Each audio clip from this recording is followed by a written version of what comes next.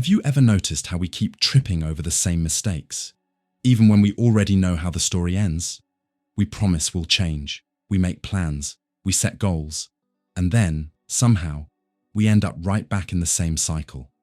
But what if it's not just distraction or a lack of focus? What if repeating the same mistakes is a sign of something deeper, our nature, our choices, or even the way we see life? Today isn't about easy tips or ready-made answers. It's about facing the truth. Why do we keep making the same mistakes? Repetition is a failed attempt to master trauma. Why is it that even after we regret it, even after we swear, this time will be different, we still fall into the same mistakes? Sigmund Freud, the father of psychoanalysis, offers a disturbing but revealing answer. Our mistakes aren't just bad conscious decisions. Many times, they're unconscious repeats of unresolved trauma. That's the core of what Freud called the repetition compulsion. It's like, deep inside us, there's an invisible force trying to replay the past. Like there's a psychological wound that keeps reopening. And the most tragic part, we go back to it ourselves, believing that this time we'll finally heal it. But we don't heal it, we just repeat it. This idea is deeply connected to what he called the return of the repressed. Everything we push down, painful experiences, unacceptable feelings, fears, childhood trauma, doesn't disappear. It comes back, not in a direct way, but disguised, symbolic, and often destructive. We repeat patterns of abusive relationships. We repeat self-sabotage in our careers. We repeat failures in our moral choices. And when we ask, why is this happening again? The answer may be buried in the unconscious. Freud illustrates this through clinical cases. Imagine someone who, as a child, was emotionally neglected by parental figures. Years later, they keep entering relationships where they choose people who ignore them, belittle them, or abandon them. It's not just bad luck. It's not simply a poor choice. It's the unconscious trying to relive that first experience, as if it could rewrite it, as if it could finally get a different ending. But as Freud suggests, this repetition is a failed attempt to master the trauma. The unconscious doesn't understand that time has passed. It acts as if the past is still alive, and it turns the present into a stage for old dramas. The unconscious, the real director behind our mistakes. Freud changed modern thinking by showing that we're not fully in control of our own minds. The Enlightenment idea that we're guided mainly by reason falls apart when you look at how complex the psyche really is. The unconscious isn't a place where things vanish. It's active storage. It holds our repressed desires, hidden fears, and unresolved scenes that keep working behind the curtain. And the more we repress, the more those contents reorganize themselves into symptoms, patterns, and choices that feel like us, but aren't fully conscious. That's why we so often choose what hurts us. It's not pure irrationality, it's an unconscious logic shaped by the past, from theory to real life, historical and everyday examples. This pattern of unconscious repetition doesn't show up only in individuals, it can shape whole societies. Think about authoritarian regimes that rise after collective trauma, like war or economic collapse. What looks like a new path is often a replay of unprocessed pain. A wounded population may turn to authoritarianism for an illusion of safety, just like a wounded person may turn to control or submission as an unconscious way to protect themselves from pain. Example, the rise of Nazism in Germany after World War I. The trauma of defeat, economic humiliation, and a loss of national identity wasn't truly processed. Instead, it returned as radicalism, intolerance, and destruction. The nation's repressed pain, never worked through in a symbolic way, came back as brutality. And today, we see this in repeated patterns of hate speech, religious intolerance, and racism. Mistakes people assume we've already overcome, but that return precisely because they were never truly healed. The wound stays open, working underneath the surface of collective awareness. Repetition as a cry to be heard.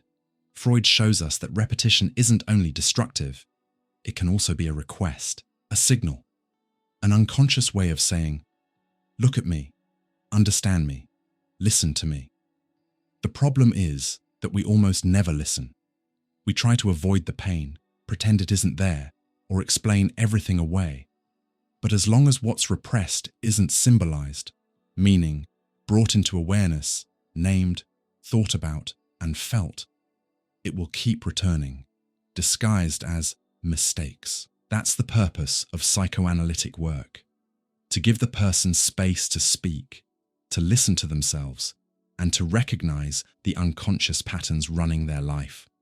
Only then can the cycle of repetition be interrupted. And what about us? Freud's theory challenges us to be more honest with ourselves. When we look at our recurring mistakes, those habits that seem to come out of nowhere but always lead us back to suffering, we have to ask, what am I trying to fix without realizing it?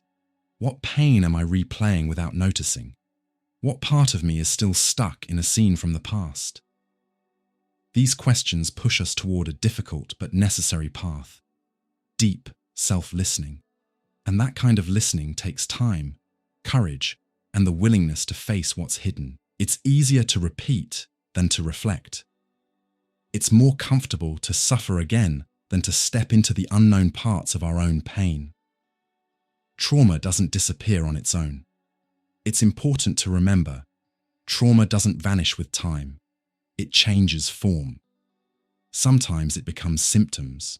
Other times it becomes ideologies, lifestyles, addictions, or self-sabotaging behaviors. So if we don't take responsibility for looking at our wounds, they'll keep shaping our decision. Life becomes repetition until it becomes reflection. In Beyond the Pleasure Principle, Freud wrote, "The patient repeats the trauma instead of remembering it as something in the past." That applies to individuals and to entire societies. That's why historical memory matters. That's why we have to talk about the mistakes of the past, because what isn't processed returns. Always. The possibility of transformation. Even with this darker tone, Freud isn't saying we're trapped in a hopeless fate. He opens the door to something else. Once we become aware of what drives us, we can break the cycle. The first step is admitting that not everything in us is clear or rational. There are inner forces that we don't fully control, and that's exactly why they deserve attention. When we name what was repressed, when we give language to pain, it stops ruling us in silence. Then repetition stops being compulsive and becomes learning. Philosophy and psychoanalysis. The same search for clarity. Freud wasn't a philosopher in the classic sense, but his theory has deeply philosophical consequences. It forces us to rethink freedom. If we're trapped in unconscious repetition, are we truly free?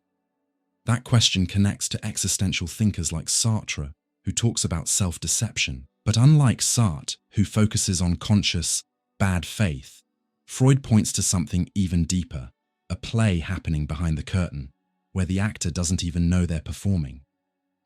So, learning about the unconscious becomes an act of courage, a kind of freedom, but one that requires walking straight through pain. Have you ever stopped to think that some mistakes in your life might not be just mistakes, but echoes of something older? Maybe the problem isn't messing up again, but not listening to what that mistake is trying to tell you. Everything happens as if it has already happened. Imagine, for a moment, that everything you've lived, every painful moment, every joy, every mistake, every win, had to be lived again forever. Each time, the exact same way. No changes, no breaks, no end. That's the unsettling and provocative idea of the eternal return, one of Friedrich Nietzsche's deepest and most mysterious concepts. More than a theory about the universe or a metaphysical thought experiment, the eternal return is an existential stress test. It's not just about picturing time as a circle with no beginning and no end. It's a question that cuts right through you. What if you had to live your life exactly as it is, over and over again for all eternity? Would you love it or would you curse it? Repetition as a test of your life's value. Nietzsche introduces this idea in The Gay Science, and even more intensely in Thus Spoke Zarathustra. He describes a situation where a demon whispers this truth into a person's ear. This life, as you now live it and have lived it, you will have to live once more and countless times more, and there will never be anything new in it. The impact is immediate. It forces us to look at our existence with radical seriousness. If everything I do will repeat forever, then every choice becomes infinite in its consequences. Every mistake isn't just a temporary slip. It becomes a weight I would carry eternally. That's why Nietzsche calls it the heaviest weight, das schwerste Gewicht. And yet, he doesn't present it only as a curse. He offers it as a way of purifying life. The eternal return is a brutal but freeing invitation. Live in such a way that you would want to live this life again, forever. Repetition, not as an error, but as a mirror. Unlike Freud, who sees repetition as the unconscious failing to deal with trauma, Nietzsche shows another side. Repetition reveals how much we truly love, or hate, the life we're living. We don't repeat only because we fail. We repeat because we refuse to live with authenticity. And the eternal return shows up like a ruthless mirror, one that forces us to face the consequences of every choice, not as passengers of time, but as creators of our own destiny. In that sense, repetition is unavoidable, but how we respond to it is what defines who we are. Zarathustra and the leap beyond nihilism. Nietzsche understood the danger of nihilism, the feeling that life has no meaning, that everything is empty, and the eternal return appears as a direct antidote to that. If everything returns eternally, then nothing is meaningless. Every action matters. Every moment carries infinite weight. But for that to be truly lived, Nietzsche says it takes a certain kind of person, what he calls the Übermensch, often translated as the overman or higher type. Someone who embraces life as a whole, not just the pleasures, but also the pain. Not like someone who merely endures, but like someone who affirms. Someone who says yes. That's the real challenge, saying yes to your entire life, including suffering, loss, and mistakes. I want to learn more and more to see what is necessary in things as what is beautiful. The Gay Science. From idea to real life, the eternal return in everyday living. You might ask, how does this apply to real life? The idea of an endless cosmic loop can feel far from everyday experience, but repetition, symbolic or literal, is everywhere. How many times do you feel like you're living the same conflicts, stuck in the same situations, making similar choices, even while telling yourself you're changing? That's where the eternal return stops being just a theory and becomes a powerful lens. It forces you to ask, am I living in a way that would be worth repeating forever?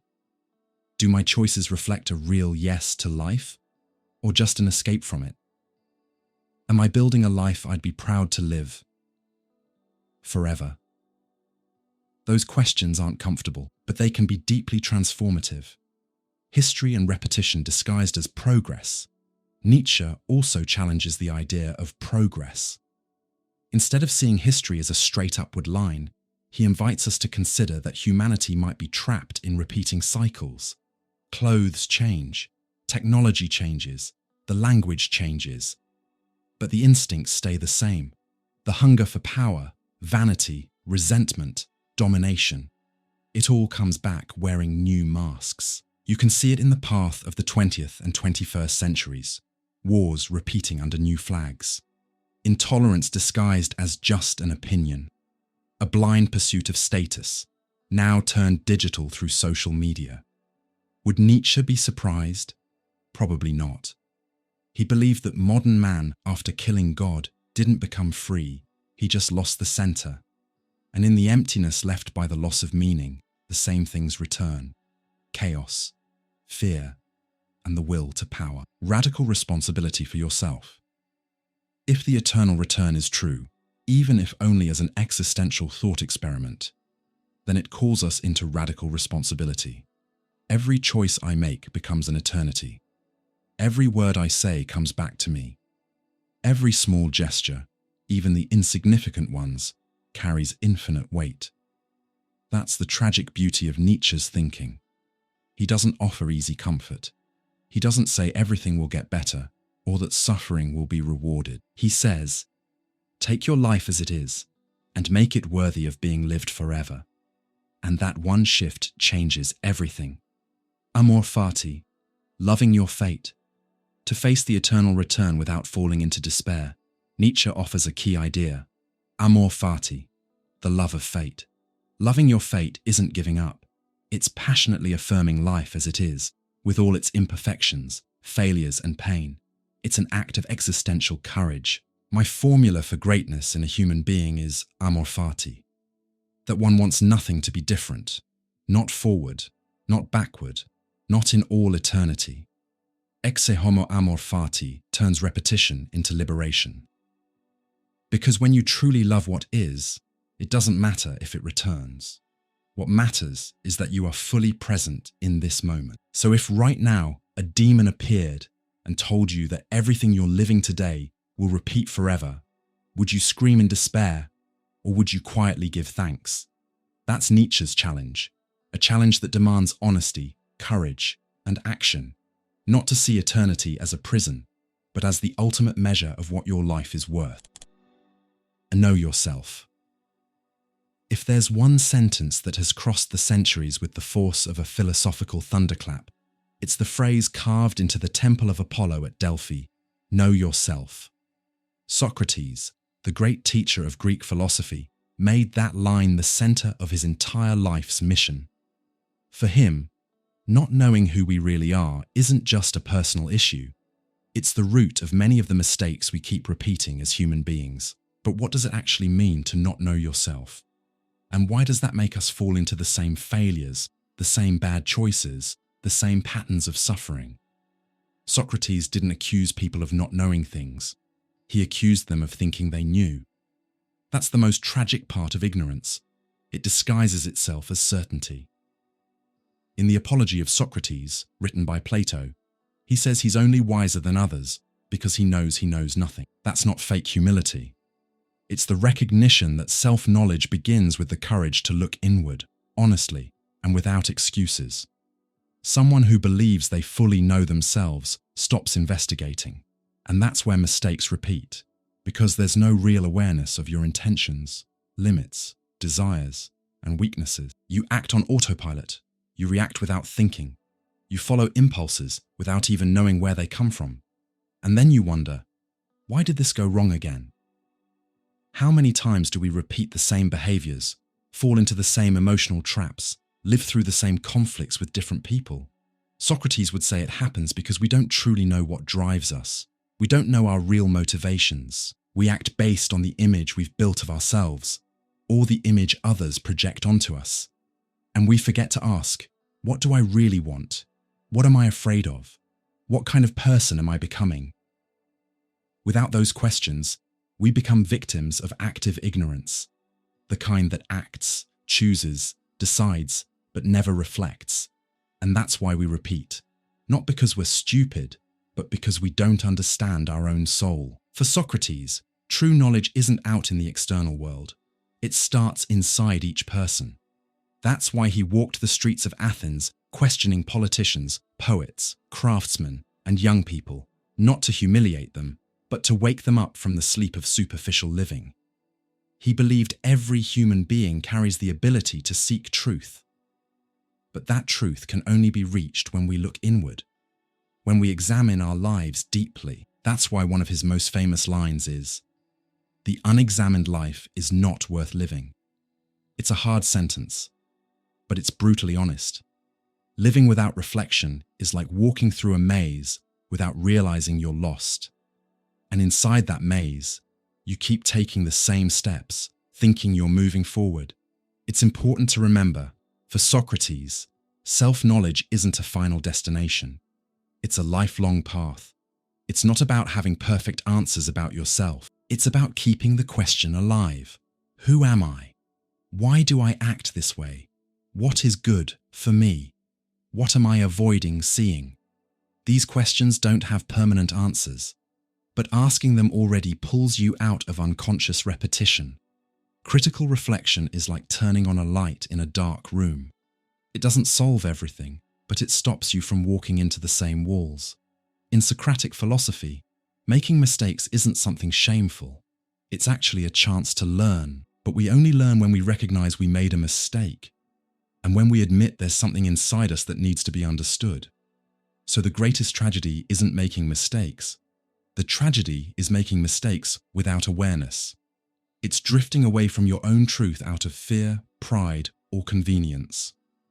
When someone makes the same mistake over and over, in relationships, money, ethical decisions, or personal choices, what's failing isn't only behavior, it's the lack of real dialogue with their own conscience.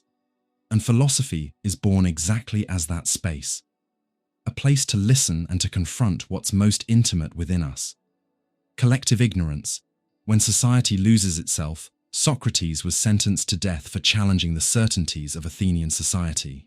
He bothered people because he questioned what everyone treated as obvious, and here his critique goes beyond the individual. There is also collective ignorance. Societies that don't examine themselves repeat the same historical mistakes. Intolerance, violence, exclusion, oppression. All of that grows from a lack of collective self-criticism, from the absence of real dialogue, from the illusion that we already know enough. That's why Socrates still matters. In a time of fast opinions, absolute truths, and ready-made talking points, philosophy reminds us that thinking takes time and courage. For Socrates, self-knowledge isn't a luxury, it's a condition for freedom. If you don't know your true motivations, you're pushed around by impulses, fears, and unconscious desires. You live like a puppet, thinking you're choosing, when in reality, you're just reacting. Real freedom only exists when there's self-awareness.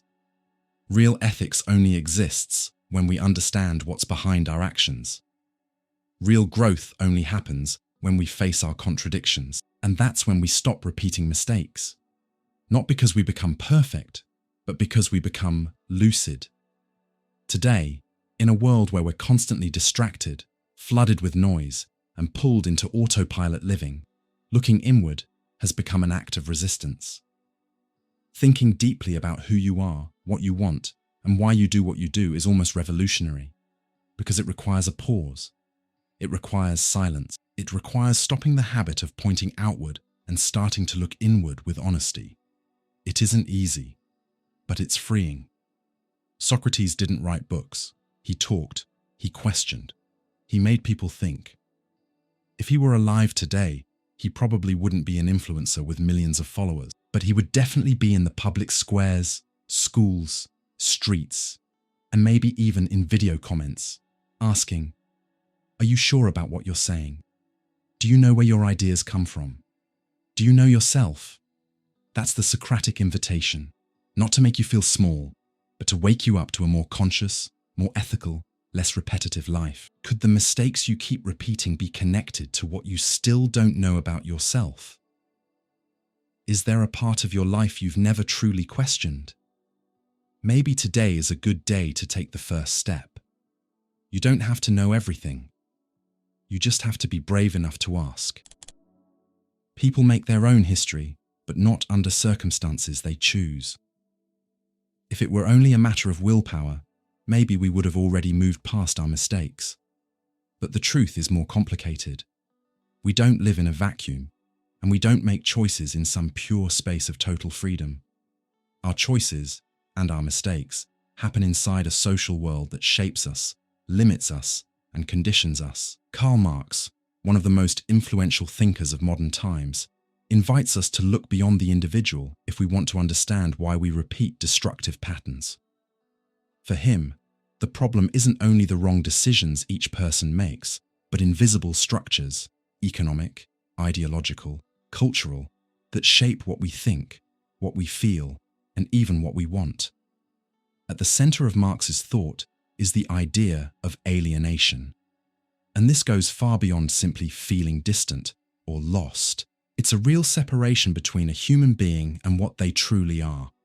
In the capitalist world, Marx says, The worker doesn't own what they produce.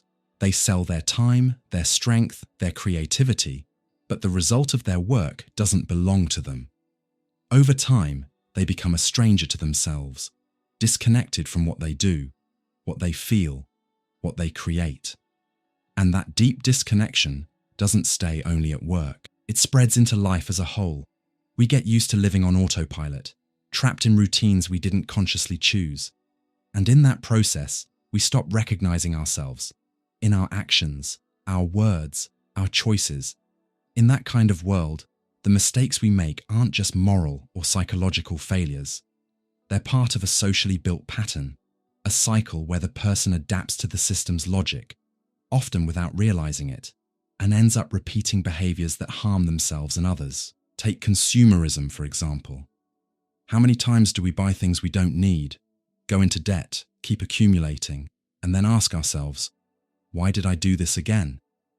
Marx would explain that not just as a bad choice, but as a result of capitalist ideology, which teaches us early on that having matters more than being. We repeat behaviors because we've learned to act according to the system's values, not according to critical awareness. Our habits don't come from nowhere. They're formed inside a structure of power. People make their own history. This line from Marx is powerful because it starts by recognizing human agency, our ability to act, change, and choose. We're not puppets. We're not passive prisoners of society. But then he adds, but not under circumstances they choose. That means our freedom is limited. We're born into a world with structures already in place. Social classes, cultural values, dominant ideologies, invisible rules, and we try to live within those structures. So even when we think we're being free, many times we're just repeating what the system expects from us. And the less aware we are of that, the more alienated we become, the further we drift from who we are, and the more we repeat the mistakes the system trained us to repeat. Habit, which seems neutral, is often the most efficient tool of ideological control. Marx and later thinkers influenced by him, like Gramsci, Althusser, and others, show that power is maintained not only through force, but through normalization. When something becomes normal, obvious, natural, it stops being questioned. And that's where the most dangerous kind of alienation appears, the kind you don't even notice. Going to a job you hate, buying what you don't need, constantly competing with others, measuring your worth by what you produce or own. These things repeat because they've been turned into habit. But in this case, habit is conformity disguised as routine. Marx saw ideology as the set of ideas that justifies the existing order. It's not only what we think, it's how we're trained to think. For example, when we believe poverty is only the result of individual effort, we ignore the structural causes that create and reproduce poverty. That belief doesn't appear out of nowhere. It's taught, repeated, absorbed. And once it's inside us, it shapes our judgments, our actions, and our mistakes. That ideology works like a lens that distorts reality, making us accept injustice as if it were natural.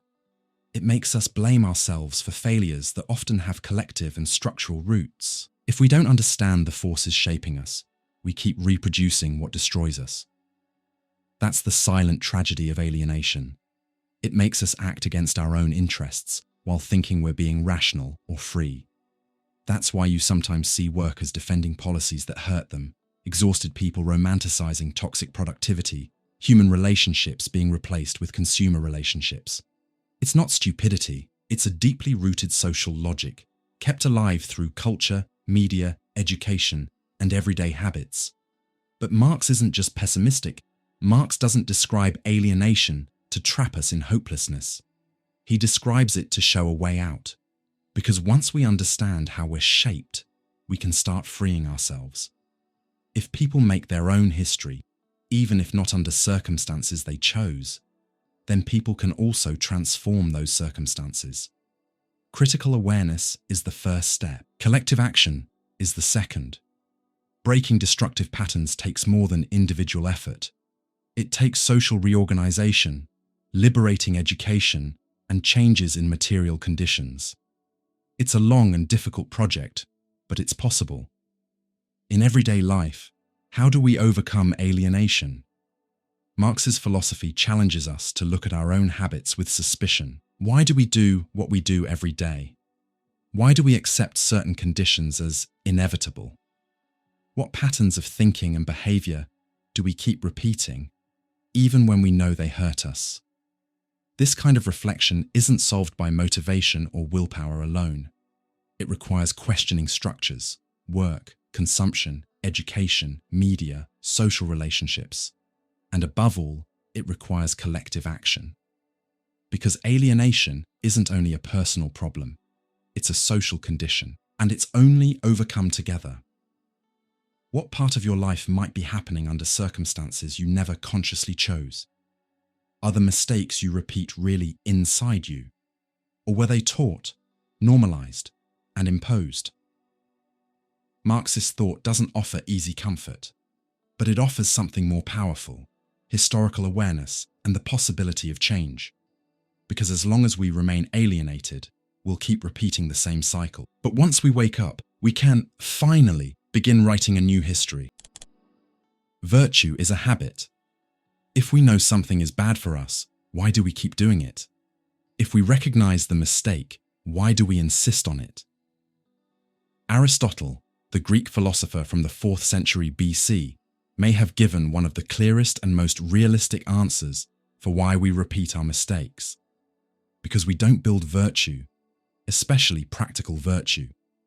We live in a time that values theory, fast information, and good-sounding talk. But when it's time to act, to make decisions in the middle of chaos, to choose between impulse and reason, between instant pleasure and a greater good, we often lack an essential kind of wisdom, phronesis, or practical wisdom.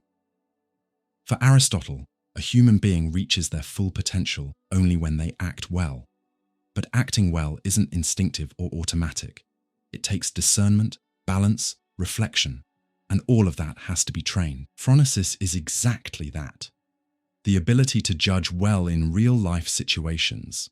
It's knowing what the right thing to do is, here and now, considering not only principles, but also the circumstances, the people involved, and what is fair. Unlike theoretical wisdom, Sophia, which deals with universal and abstract truths, phronesis applies to everyday life. It's the art of choosing well. And according to Aristotle, without it, we repeat mistakes not because we're evil, but because we're unprepared. Another key point in Aristotle's ethics is that virtue is not a gift. It's a habit. We aren't born just, brave, or generous. We become that way through repeated good choices. That's deeply freeing and deeply demanding.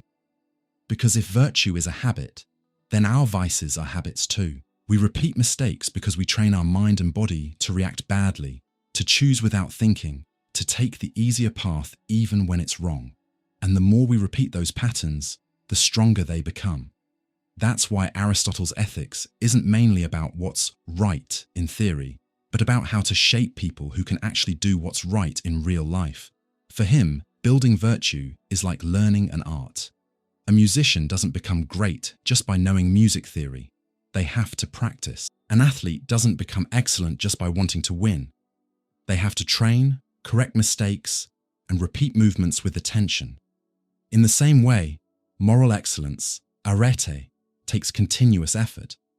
And it's precisely because we neglect this training that we fall into the same mistakes. We want different results without changing the habits that shape us. Aristotle believed every virtue is a middle path between two extremes. Courage, for example, is between cowardice and recklessness. Generosity is between stinginess and waste. Truth is between complicit silence and aggressive brutality. When we make mistakes, it's usually because we drift away from that balance. We react with anger when we should have patience. We stay quiet when we should have spoken. We act on impulse when we should have reflected. Without phronesis, we can't recognize that middle path, and then we keep repeating behaviors that feel normal, but actually pull us away from moral excellence. We live in a fast world where decisions have to be made in seconds. But phronesis isn't born from speed. It needs time. Time to observe, to weigh things, to feel, to listen. We repeat mistakes because many times we don't give ourselves space to think. We act on autopilot, driven by immediate emotions, without seeing the bigger picture, and without reflection, the bad habit wins. That's why Aristotle believed moral education is slow and gradual. It's not about memorizing rules, it's about shaping character. Aristotle also didn't see ethics as something isolated. For him, ethical life depends on the social environment. Virtues are easier to develop in a just polis, a society where people have access to education, dialogue, and good examples. Today, we often live in societies that reward vice and discourage virtue. Greed gets praised as ambition. Individualism gets confused with strength. Lies get normalized as strategy. In that environment, forming good habits takes resistance. It means swimming against the current. And that's why so many people fall into the same mistakes the system encourages. For Aristotle, acting well is the foundation of real freedom. Not the freedom to do whatever you want, but the freedom to choose well, with wisdom, with awareness. Without phronesis, our freedom becomes an illusion. We follow passing desires, outside trends, destructive habits. We look free, but we're trapped in the cycle of repetition. Practical wisdom sets us free because it lets us act with clarity, intention, and direction. It makes us the authors of our actions, not the hostages of them. How do you build practical virtue? Aristotle's ethics isn't just theory, it's a guide for living. And if we want to break the cycle of repetition, we need to build phronesis through real actions. Pay close attention to your actions. What do you keep repeating? Where do you usually fail? Learn from mistakes without shame, but with responsibility. Look for virtuous role models. Virtue is learned through example and community. Train small choices in daily life. Virtue is built in the details. Protect time to reflect. Thinking before acting is a kind of courage. For Aristotle, happiness, eudaimonia, isn't a quick feeling. It's the result of a life lived with excellence, a life where virtues are cultivated like a garden. That takes practice, effort, mistakes, and fresh starts. But it also offers something rare and powerful, the feeling of being at peace with your choices. We repeat mistakes when we lose the link between thought and action. Phronesis is that link. It reconnects us to what is good, fair, and true, not in theory, but in the living practice of everyday life. What have you been repeating? Which habits have been pulling you away from the life you actually want? Are you acting with wisdom or on impulse? Maybe you don't lack strength. Maybe you lack moral training. Maybe the next step isn't to change everything, but to start practicing small virtues every single day. Desire is always the desire of the other. Why is it that even when we get what we want, that feeling of being complete never fully arrives? Why does it always seem like something is missing, no matter how hard we try? For the French psychoanalyst Jacques Lacan, this feeling isn't a personal flaw or a weird glitch of modern life. It's a central part of being human, and that's exactly where the root of our tendency to repeat mistakes comes from. We try to fill an inner emptiness with things, people, and choices that can't truly complete us. Lacan teaches that desire is driven by lack. We don't desire because something is missing. We desire because we are missing something, because lack is built into us. Unlike common sense, Lacan doesn't define desire as simply wanting something. For him, desire is part of the structure of who we are, something that forms from the very beginning of our psychological life. From the start, we encounter a basic absence. We are not whole. We aren't self-sufficient. We depend on others, on a mother's gaze, on language, on care. And it's in that encounter with the other person that desire is born. But it's not born as a problem that can be solved. It's born like a wound that never fully closes. That original lack is what moves us And it's also what makes us project the idea that something, or someone, out there could complete us. But that's an illusion. Desire is the desire of the other. One of Lacan's most famous, and most misunderstood, lines is, "Desire is always the desire of the other." What does he mean by that? It means our desires are never entirely ours. We desire what we were taught to desire. From childhood, we look to other people for approval, recognition, love. We learn to want what others want, or what we imagine others want from us. In other words, we build ourselves through language and through the eyes of other people. And that's not something we can just switch off. It's rooted in the way we relate to the world. Once you understand that structure, you can see why we repeat certain mistakes, especially in relationships, emotional choices, personal goals, and fantasies. We keep going back to the same kind of relationship that disappoints us. We choose the same kind of partner, the same kind of path, the same kind of escape. We put ourselves in situations that hurt us, and we don't understand why. The answer lies in an unconscious attempt to fill this structural lack with something external. But how do you fill what, by definition, can't be fully represented or fixed? Every new choice we make, hoping that this time we'll finally be happy, may just be a new version of the same unconscious script. A script where we search outside ourselves for a wholeness that doesn't exist in real life. Lacan develops the idea that what we're chasing is never the object itself, but what that object represents for us. For example, we don't just desire a person. We desire who we think will become next to them. We don't just want success. We want the look in other people's eyes that success will bring. We don't just want to win. We want others to see us as winners. So desire is always shifting, always pointing beyond what we have. And when we reach it, the emptiness is still there. And then we start all over. In today's world, the cycle gets even stronger. We live in a society that uses desire as fuel for consumption. We're constantly bombarded with promises of wholeness. Buy this and you'll be happy. Use this and you'll be desired. Go there and you'll find yourself. But what Lacan said still holds. No object can fill the lack. And that's exactly why consumption doesn't satisfy. It only delays the moment we have to face the emptiness. It delays it and strengthens the cycle of repetition. We buy more, demand more, want more. But the more we have, the more we feel something is missing. And in that cycle, we lose sight of what's really happening, our relationship with desire itself. In psychoanalytic work, Lacan shows that many symptoms are ways a person deals with desire. And when desire is repressed, not recognized or misunderstood, it comes back as repeated patterns. We repeat self-sabotage.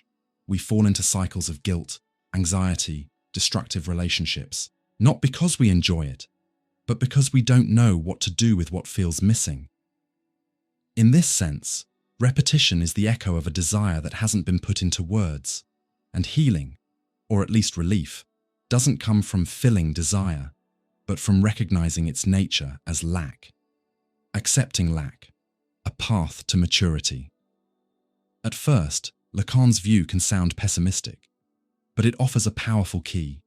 We only mature when we accept that lack is part of who we are. This isn't about giving up. It's about stopping the endless chase for impossible completeness.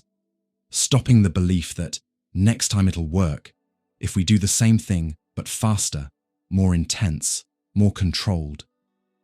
Change begins when we stop running from lack and start living with it. That changes everything. It changes how we relate to others. We stop demanding that another person completes us. It changes how we chase goals. We start pursuing projects that truly matter, not just ones that make us feel validated. It changes how we see ourselves. We stop feeling like failures for not being perfect. Even though Lacan sees lack as built into us, he doesn't deny the power of desire. Quite the opposite. Desire is what moves us, what makes us create, love, question, dream. The mistake is turning desire into a demand for completeness. When we recognize desire as movement, as an impulse that never fully closes, it becomes a life force, not a prison. What if we stopped trying to fill the hole? Maybe repeating the same mistakes is, deep down, an unconscious attempt to deny lack, to pretend that this time the other person will save us, that this job will heal us, that this status will finally be enough. But what if, instead of chasing the impossible object, we started listening to what our desire is really trying to say? What if we used desire not as an excuse to run from pain, but as a guide to create meaning even while lack is still there? What have you been desiring lately? Is that desire truly yours? Or does it come from other people's gaze? Could it be that repetition is telling you something you've been afraid to hear? Lacan's point isn't to eliminate desire. It's to recognize it, and in doing so, to accept lack as part of life. Only then can we step out of the repetition cycle and begin to desire in a freer, more conscious, more human way. We are condemned to be free. There are times when we know exactly what we're doing and still choose the wrong path. We repeat behaviors that hurt us. We go back to people who damage us. We sabotage what we want the most. Why?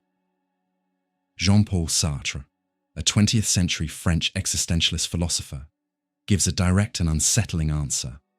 We repeat mistakes because we refuse to face our freedom. We choose to run from ourselves. For Sartre, a human being isn't a fixed essence, but something always being built. Every moment, we're called to choose what we will become. That's both a gift and a curse, because this total freedom comes with no excuses, no guarantees, and no hiding place. We are condemned to be free. This line, which sounds like a paradox, carries the weight of human existence.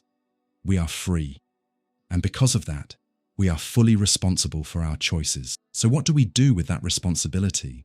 Often, we pretend it doesn't exist. We slip into what Sartre calls bad faith.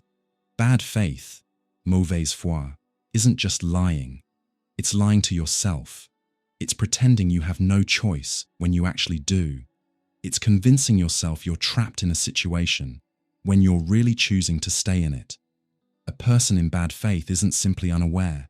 Deep down, they know they could act differently, but they choose not to know. Because facing that possibility would require change, responsibility, courage, and that hurts. Sartre gives a classic example: the waiter who acts in an exaggerated waiter way, like he's playing a fixed role, as if being a waiter is his essence, as if there's no alternative. But that's bad faith. He isn't a waiter by nature. He is being a waiter, and at any moment, he could choose something else. But he doesn't. And then he clings to that role as if it were an unavoidable prison. Bad faith makes us repeat mistakes because it protects us from the weight of freedom. If I can say, I had no choice, then I can forgive myself more easily. If I can blame fate, other people, life, luck, the past, then I don't have to carry the responsibility. I don't have to change anything. But the raw truth is, we choose, always. Even when we do nothing, we're choosing not to act. Even when we just go with it, we're choosing not to resist. And the result? Repetition. We return to the same places, the same addictions, the same excuses. Because paradoxically, it can feel safer to suffer through what we already know than to face the risk of something new. For Sartre, the human being lives in constant imbalance. We are not what we are. We are what we do with what we are. We aren't defined by a ready-made essence. We are projects, choices, possibilities. That total freedom gives us power. But it also scares us. It forces us to create meaning where no meaning is given. And that task can feel overwhelming. So we often choose to hide behind social roles, routines, rigid beliefs. We pretend we're only employees, parents, children, students, victims, survivors. But none of those words fully defines us. They're shields. Bad faith, then, is a way to escape the dizziness of freedom. And when we do that, we condemn ourselves to repeat the same mistakes. Sartre doesn't believe in magical redemption. There's no true self hidden inside, waiting to be discovered. What exists is the constant possibility of choosing with authenticity. For Sartre, being authentic isn't following your heart without thinking. It's having the courage to accept that you are the author of your own existence. It's stopping the habit of hiding behind what other people expect and asking, what am I choosing to be right now?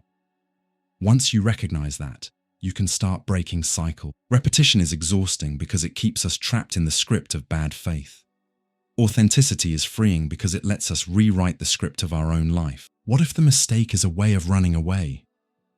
Sartre pushes us into an uncomfortable but necessary reflection. What if I'm making the same mistake again because, deep down, I want to avoid the work of changing? What if my insistence on the same painful path is a way of avoiding the fear that comes with freedom? This isn't about judgment, it's about responsibility. We aren't to blame for everything that happens to us, but we are responsible for how we respond to what happens to us, and that difference matters. Contrary to what many people think, Sartre's freedom isn't light. It's heavy.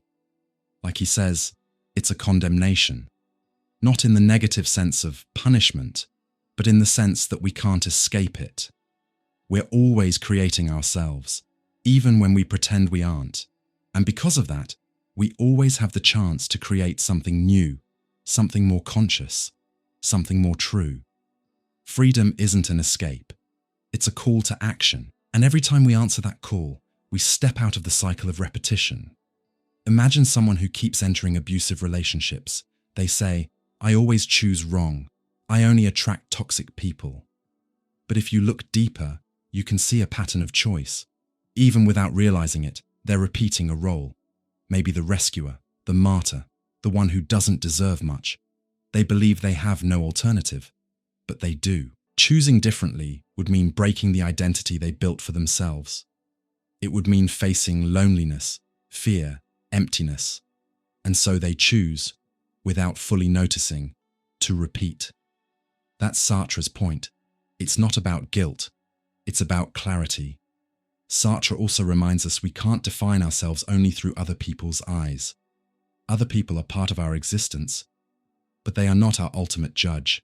In bad faith, we also hide behind other people's expectations.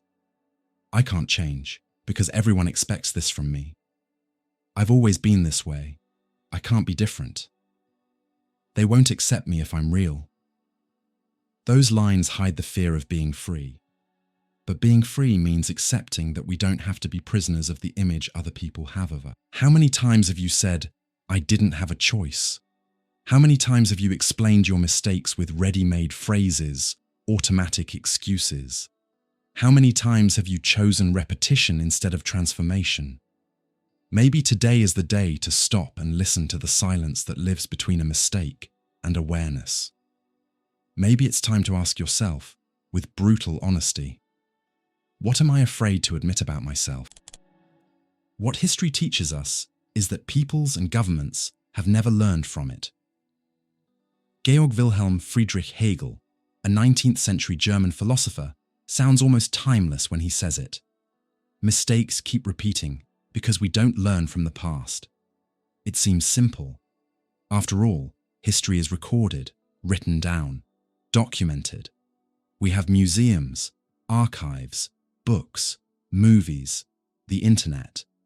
It has never been easier to access the events that shaped the world. And yet, every new decade, we watch old conflicts return with new masks. Wars for power, discrimination disguised as values, economic crises driven by the greed of a few. Hegel warns us, the problem isn't a lack of facts, it's a lack of deep understanding. It's like humanity looks in the rearview mirror, but never truly sees. For Hegel, history isn't a random series of events. It's a rational process. It moves through constant conflict between opposites, thesis, antithesis, and synthesis, where the human spirit gradually searches for freedom and self-awareness. But that movement isn't a straight line. It's full of breaks, setbacks, and contradictions. And because of that, it requires interpretation. For Hegel, History has to be understood as a process. Knowing events isn't enough. You have to understand the deeper meaning, the contradictions, the forces at work. Only then can we connect the past to the present and take real lessons from it, not just dates and names. This is where Hegel connects with a modern criticism. Historical mistakes repeat because we don't truly work through the past. We only record it. We know about the horrors of slavery, but we don't reflect on the structures of exclusion that still remain. We remember the world wars, but we keep feeding toxic nationalism, xenophobic rhetoric, and revived forms of fascism. We study the Holocaust, but we ignore modern genocides happening right now. It's as if the past were a tragedy locked in time, instead of a warning about the present. Hegel says history has a rational movement, but it depends on human beings to understand it. And human beings often prefer to forget what hurts, hide what feels shameful, and simplify what is complex. That creates a shallow relationship with the past. We turn history into celebration or ritual mourning, but not into ethical learning. We teach events, but we don't teach what to do with them, and that's where repetition enters. Because what isn't remembered in a critical way comes back as unconscious repetition. For Hegel, the human spirit reveals itself in history. It's where we see how people understand themselves, organize themselves, overcome, or collapse. But that only becomes clear when we realize history isn't only about the past, it's about now. When an authoritarian government returns to power even while the memory of earlier regimes is still alive, it's a sign that the past was never integrated. When entire populations deny science during health crises, as if humanity hasn't lived through pandemics before, we see the same thing. History repeats because it was forgotten, or worse, ignored. How we teach history is crucial. If it becomes only a list of dates, kings, wars, and treaties, it loses its power to transform. History should be taught as critical reflection, focused on structures, values, social processes, and moral dilemmas. Without that, we create informed citizens, but not conscious ones. Historical education has the power to free us from repetitive cycles.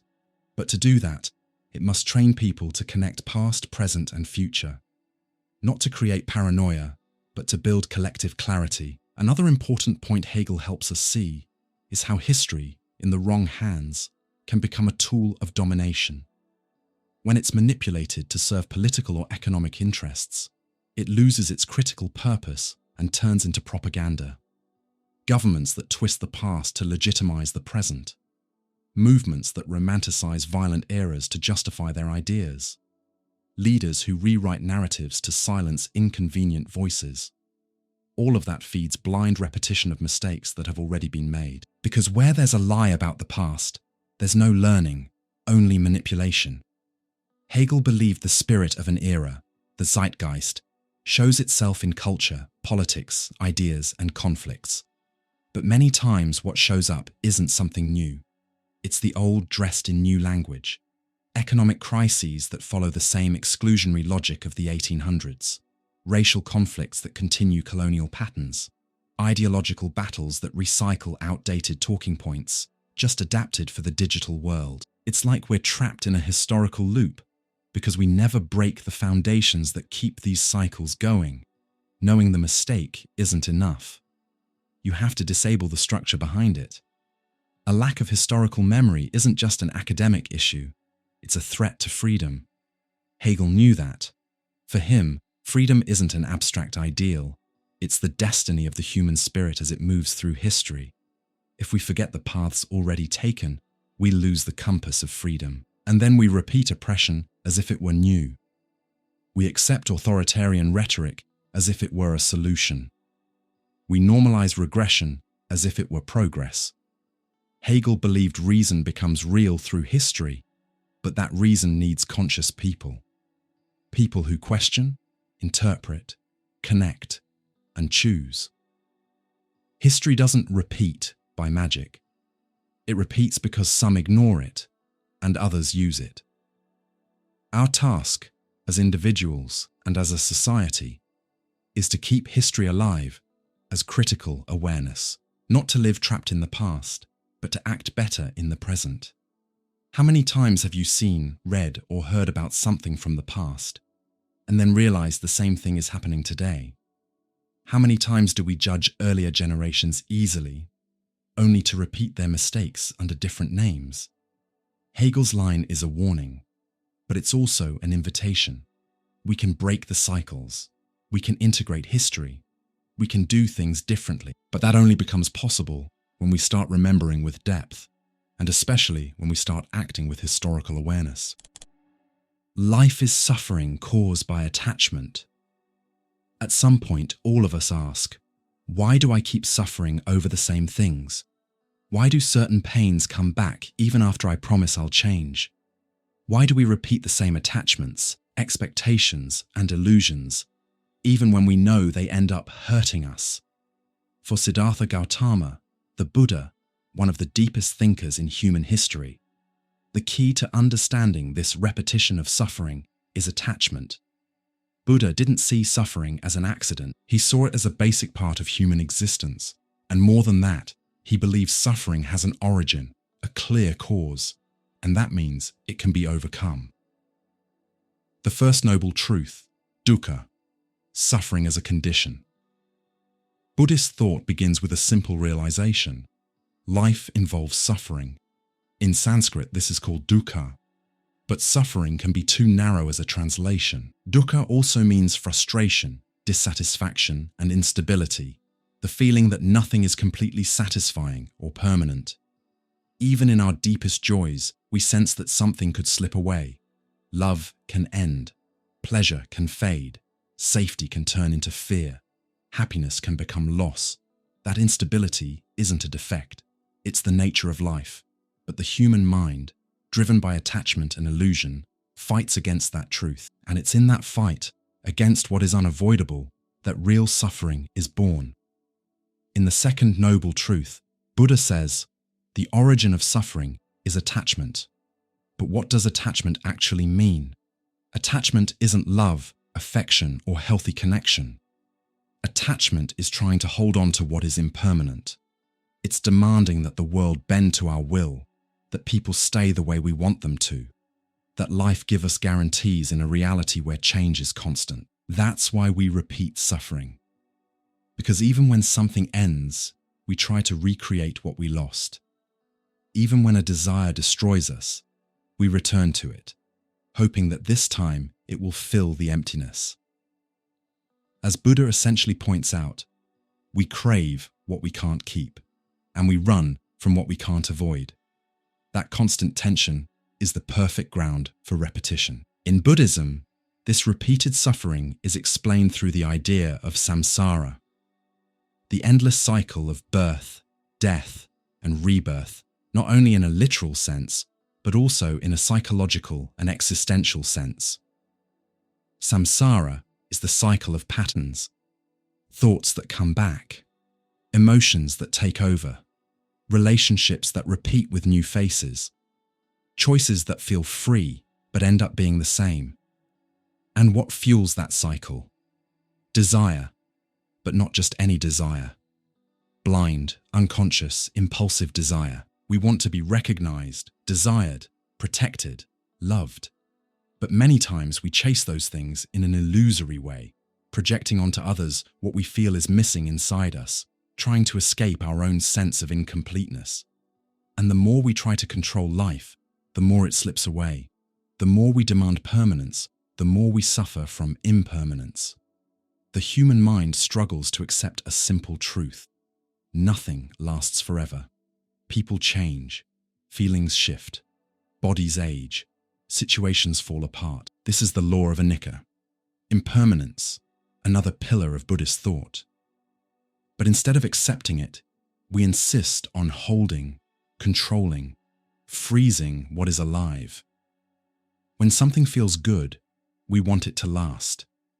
When something threatens us, we want to erase it. And so we spend our lives in a war against reality. The repetition of suffering happens when we refuse to accept that everything changes. We go back to relationships that have already run their course, We cling to identities that no longer make sense. We keep habits that slowly destroy us in the name of security. But Buddha's message is clear. The security we seek through attachment is a trap. It doesn't protect us from pain. It binds us to it. It's important to understand. Detachment isn't coldness. It's not stopping love, cutting ties, or living without feeling. Detachment is instead loving with awareness of impermanence. It's valuing what you have deeply because you know it will pass. That perspective changes everything. Instead of demanding that life obey us, we learn to walk with it. We stop fighting the flow and start moving with it. And that's where a quiet, real kind of freedom begins. Buddhism also invites us to reflect on the self that desires. Who is that voice inside us that's never satisfied? Always comparing, always wanting more, always feeling incomplete. Buddha would say, that self is a construction. There is no fixed, unchanging self. What exists is a flow of experiences, thoughts, emotions, and desires. But the problem is that we identify with that flow. We think we are what we feel. We think we need everything we want, and then we become trapped by an identity that isn't even solid, but still controls us. Every time we repeat the same mistake, it's this craving ego taking the wheel, and it never feels satisfied, because it's built out of lack itself. If suffering comes from attachment and illusion, then healing, according to Buddha, comes from mindfulness, from the ability to observe without judging, to notice desires without being ruled by them, to recognize impulses without automatically acting on them. That's the role of meditation, not as an escape from the world, but as a way to see the world more clearly. Clarity interrupts the cycle, because when we see that a desire is just a desire, not an order, we gain choice. We can act differently, and that's when repetition breaks. Not through magic, but through awakened awareness. Buddhism isn't a philosophy of resignation, it's a philosophy of liberation. Buddha isn't asking us to accept suffering as an eternal burden. He's asking us to understand its cause and move beyond it. The Fourth Noble Truth says there is a path to the end of suffering, the Noble Eightfold Path, which includes right view, right action, right effort, and more. But it all begins with one insight. As long as we try to fill our inner lack with things that are impermanent, we will suffer. And as long as we resist change, we stay trapped in samsara. What desires have been making you suffer? What do you keep repeating, even though it doesn't bring you peace? Could it be that you're searching outside for something that can only be found within? Buddha doesn't demand perfection. He offers a path of clarity, and maybe that's the first step to breaking the mistakes that hurt us. Stop trying to control what can't be controlled, and start waking up to what is real. Anxiety is the dizziness of freedom. At some point, we all feel the need to change. We know certain habits are destroying us. Certain relationships trap us. Certain routines keep us far from who we could become. And still, we don't change. Or we try, but we fall back into the same patterns, the same excuses, the same mistakes. Why? The Danish philosopher Søren Kierkegaard, often called the father of existentialism, gives an answer that goes straight to the heart of what it means to be human. We avoid the leap of change because we fear freedom. And where there is freedom, there is also anxiety. That anxiety is the dizziness you feel when you're standing at the edge of a cliff and you know you could jump. Not by accident, not on impulse, but by choice. And it's that possibility of choosing that scares us so much. Unlike many thinkers who treat freedom as something light, inspiring, and positive, Kierkegaard sees freedom as heavy, not like a prison, but like radical responsibility. Because being free means recognizing that no one can live your life for you. There are no ready-made formulas, no absolute truths telling you exactly what to do, no guarantees that the right choice will lead to the right outcome. A human being is thrown into the world as someone condemned to choose, and every choice involves giving something up, Every decision is a risk. And in front of that risk, anxiety appears. Kierkegaard defines anxiety as the dizziness of freedom. It's the feeling you get when you realize you can choose. And because you can choose, you can fail. But you can also succeed. You can change. You can start over. So anxiety isn't fear of what is already happening. It's fear of what could happen. It's the shock of realizing you're facing an infinite number of possibilities. And many times, instead of embracing that openness, we hide. We hide in excuses, in routines, in old habits. That's where moral inertia is born. In Kierkegaard's view, living ethically means living authentically, owning responsibility for who you are and what you choose to become. But that's not easy. Taking authorship over your life is like saying, it doesn't matter how the world shaped me up to this point. From now on, I choose what to do with it. And that's scary. It's easier to blame other people. My parents never taught me. Life was unfair to me. I'm just like this. I can't change. Those lines give temporary comfort, but they keep you stuck. To avoid the anxiety of freedom, we cling to the safety of repetition. Repetition is often a comfortable place. Even when it hurts, it feels familiar. We know the roads, the risks, the outcomes, and that's what Kierkegaard calls silent despair. The despair of living below what you could be, but preferring that over risking the uncertainty of change. This kind of inertia isn't laziness, it's existential fear, fear of choosing and regretting it, fear of losing, even what no longer makes sense, fear of being free and not knowing what to do with that freedom. For Kierkegaard, getting out of moral inertia requires a leap, but that leap isn't a rational calculation or a decision based on guarantees. It's a leap of faith, not religious faith in the traditional sense, but existential faith. The ability to act even when you don't know if it will work, to choose even without having all the answers, to step into the unknown because staying stuck costs more. That leap is the opposite of inertia. It's the moment when you stop hiding behind fear and accept freedom as your destiny. For Kierkegaard, real ethical life demands authenticity. And being authentic isn't being true to yourself in a shallow way. It's being faithful to your responsibility to become who you are. And who are you? You are not a fixed fact. You are a becoming, something always under construction.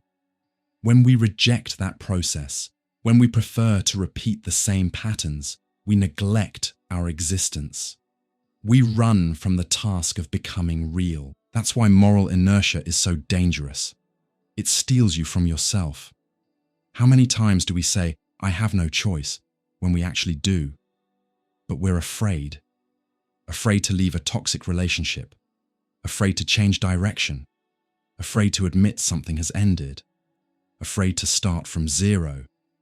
Kierkegaard shows how that fear turns into a numb routine. We keep living, but we aren't truly alive. Life becomes repetition, an echo of old choices that never get updated. But behind that routine, the anxiety is still there, quiet, waiting to be faced. Kierkegaard's philosophy reminds us of something essential. Ethical change doesn't come from outside. It doesn't depend on perfect conditions, the ideal environment, or some divine inspiration. It depends on an inner decision, a moment of brutal honesty when someone says, enough, I don't want to repeat anymore. I'm ready to be responsible. And that decision, even if it's small, changes everything. It breaks the cycle. It opens the possibility of living truthfully. Many people think avoiding choice means avoiding suffering, but Kierkegaard flips that logic. The greatest pain isn't choosing, it's staying paralyzed, because the anxiety of choosing passes, but the emptiness of not having fully lived remains. Repeating the same mistakes, the same paths, the same silences can numb the pain for a while, but it comes back, because deep down, we know we're running. And while we run, we don't live. Which part of your life is stuck in moral inertia? What do you keep repeating? Not because you want to, but because you fear change. Is the pain of choosing really greater than the pain of staying the same? Or is it time to face that anxiety and turn it into freedom? Kierkegaard doesn't call us to comfort. He calls us to truth, to the courage to face the fact that we are free and therefore responsible. If you feel anxiety in front of change, don't run from it. It isn't a sign of failure. It's proof that you're standing in front of a real chance to live authentically. Anxiety is the beginning of the leap, and the leap is the start of breaking repetition. Life finally begins, not where everything is certain, but where you commit to living in truth. Barbarism repeats itself because civilization doesn't reflect on itself. We're surrounded by signs of progress, cutting-edge technology, precision medicine, artificial intelligence, space travel, instant access to information. The dominant story is clear. Humanity is constantly moving forward. We believe that, over time, things can only get better, that the mistakes of the past are behind us. That horror belongs to other eras, other societies. But is that really true? Theodor W. Adorno, a 20th century German philosopher from the Frankfurt School, forces us to question that comforting story of continuous progress. For him, the idea that time automatically guarantees moral and civilizational improvement is a myth, and a dangerous one. Because while we think we're moving forward, barbarism can be reorganizing itself in new forms. Barbarism repeats itself because civilization doesn't reflect on itself. Modernity was built on a promise. The future will always be better. This ideal, born with the Enlightenment and strengthened by the Industrial Revolution, claimed that the advance of reason, science, and technology would also bring more justice, more freedom, more humanity. But Adorno, who lived through the horrors of Nazism, the Holocaust, and World War II, saw that promise collapse in real life. How could a society so advanced, with science, art, philosophy, and technology, plan and carry out an industrial-scale genocide? The answer is painful. Technical progress does not guarantee moral progress. Instrumental reason, used without ethical reflection, can build concentration camps with efficiency. Barbarism isn't the opposite of civilization. It lives inside it. Adorno shows that there isn't a clean line between civilization and barbarism. This isn't just a primitive past that we left behind. Barbarism can live inside the modern world, adapted, polished, and often invisible. It shows up in normalized systems of exploitation, in technologies used for surveillance and control, in hate speech dressed up as free speech, in ideologies that justify inequality as meritocracy, in violence that becomes so common it blends into the background. As long as we keep believing we've evolved too much to repeat past mistakes, we fail to see that we might simply be repeating them with new tools. Adorno insists, barbarism can repeat because civilization doesn't reflect on itself. In other words, we don't stop to question the direction we're heading. We treat progress as automatic, neutral, inevitable. But progress toward what? Moving forward to where? And at what cost? Without self-criticism, without living memory, without ethical alertness, we confuse movement with growth. But movement can also be a fall. And many times, we fall while believing we're rising. Adorno points to a core problem. Modern reason became instrumental. We use reason as a tool to reach goals, without stopping to think about the goals themselves. We chase efficiency, results, productivity, but we don't ask, is this result actually good? Is this goal ethical? Is this path truly human? Reason, which should have freed us, can end up serving domination. And when rational thinking disconnects from ethics, it doesn't stop barbarism, it makes it more effective. Today, more than ever, we live fascinated by technology. Every new breakthrough is celebrated as proof of progress. But Adorno would warn us, technology without critical reflection is just a tool. It can serve emancipation, but it can also serve control, exclusion, and surveillance. We think we're moving forward because we can do more, faster, But are we really living better? Or are we just repeating the same mistakes in a new form, quicker and quieter? For Adorno, a past that isn't truly thought through will return. That's why he insisted so strongly on remembering horror. Forgetting Auschwitz, he argued, is a way of allowing it to happen again. But memory can't be just formal. It's not enough to remember through ceremonies, books, or dates. We have to reflect deeply on the causes, the mechanisms, the silence that made the horror possible. Without that, barbarism changes shape, but it continues. Less visible, less shocking, but just as destructive. Adorno was also a critic of the culture industry. He believed culture, instead of being a space for critique and freedom, often becomes a vehicle for conformity. TV shows, music, movies, social media, all of it can become distraction and repetition. We repeat patterns, talking points, behaviors. We consume endlessly, think less, feel less. And slowly, the ability to reflect on society fades. Art loses its transforming role and becomes just another product. And where there is no reflection, there is repetition. Adorno wasn't pessimistic for the sake of it. He wasn't trying to kill hope. He was trying to purify it. What he attacked was empty, naive, automatic optimism. The optimism that says, now everything will be fine. We're getting better. It will never happen again. That kind of belief is dangerous because it disarms us. It stops us from seeing warning signs. It stops us from resisting when history starts repeating itself. Instead, Adorno calls for critical vigilance, hope for the best, but keep your eyes open for the worst. The repetition of barbarism isn't inevitable, but fighting it takes more than technology, economic growth, or optimism. It takes historical awareness, social critique, and ethical education.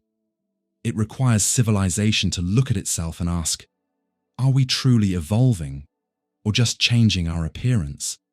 Are we becoming more human, or just more efficient? These questions aren't easy, but they're urgent, because where there is no reflection, horror can return, not as the past, but as the present disguised as the future. Do you believe time, by itself, fixes everything? Or do you notice that many old mistakes are being made again, just dressed differently? Adorno invites us to doubt easy certainty, to break the illusion of automatic progress, to resist repetition not with despair, but with clarity, because the future isn't a straight line. It's a mirror of what we choose to see or deny in the present. Life is a pendulum swinging between boredom and pain. Why is it that even when we know our mistakes, we keep making the same ones? Why is it that even with information, experience, advice, and warnings, something inside us still drags us back to patterns that hurt us? For Arthur Schopenhauer, one of the darkest and also one of the most honest philosophers in history, the answer is found in a force that moves us beyond reason, the will. But not a rational, conscious, ethical will. Schopenhauer is talking about a blind will, irrational, impersonal, and raw, a basic drive that animates all living beings, including humans, and pushes us to want, crave, chase, without ever reaching real peace. This may be his most famous line: life is a pendulum swinging between boredom and pain. He doesn't say this to depress us, but to reveal a deep pattern in human existence. When we intensely desire something, love, recognition, a major achievement, we suffer until we get it. That's pain. But when we finally get it, emptiness shows up. It never feels as satisfying as we expected. And then boredom arrives, and the cycle repeats forever. We desire, we suffer, we get it, we get bored, and then we desire something else. We're trapped in constant dissatisfaction.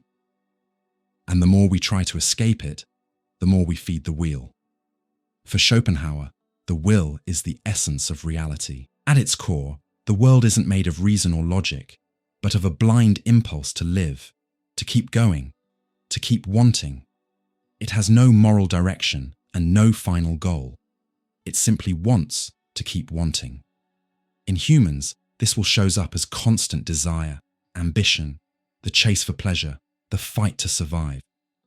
But no matter how much we achieve, the emptiness returns. That's why we repeat mistakes. Because we're being driven by a force that doesn't care about our peace. The will pushes us non-stop and without direction. Freedom? Only on the surface, Schopenhauer's view is radically different from thinkers like Sartre or Aristotle. For him, free will is mostly an illusion. We think we're making rational decisions, but our choices are already shaped by desires, fears, and impulses we don't control. That mistake you swore you'd never make again.